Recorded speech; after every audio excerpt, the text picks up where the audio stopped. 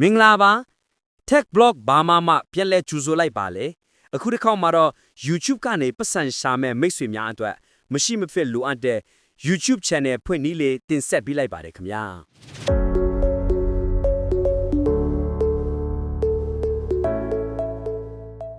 ပထမဆုံး Thin Phone ရဲ့ YouTube app ထဲကိုဝင်လိုက်ပါညာဘက်အောက်တောင်ကညားပြထားတဲ့ profile အဝိုင်းလေးကိုနှိပ်ပါ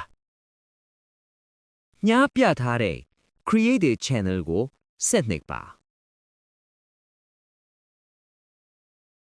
YouTube Channel Picture ထဲပါအစင်သင့်မရှိရင်နောက်မှထည့်လို့လည်းရပါသည်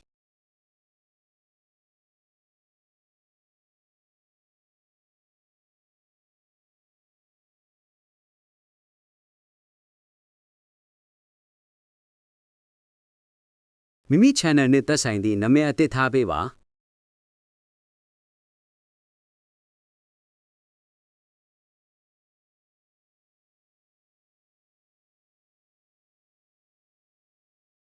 နာမည်မှန်စစ်ပြီး save ကိုနှိပ်ပါ Create Channel ကိုနှိပ်ပါ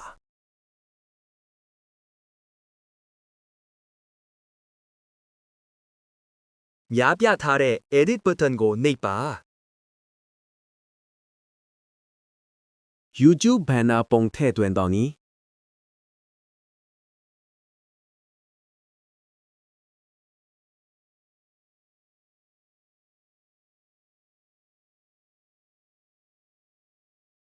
အခုဆိုရင်ကိုပိုင်ဗီဒီယိုတွေဖန်တီးပြီး YouTube ကသတ်မှတ်ချက်တွေနဲ့ကိုက်ညီပြီဆိုရင်ပတ်ဆက်ရှာလို့ရတဲ့ YouTube channel တစ်ခုရပါပြီအားလုံးအဆင်ပြေကြပါစေ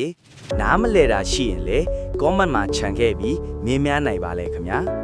နေ့စဉ်ကြုံတွေ့နေရတဲ့ဤပညာအခက်အခဲများကိုရှင်းပြတင်ဆက်ပေးသွားမှာချစ်လို့ကျွန်တော်ရဲ့ YouTube channel လေးကိုလည်း subscribe ပြုလုပ်ပြီးအားပေးကြပါအောင်ခင်ဗျာ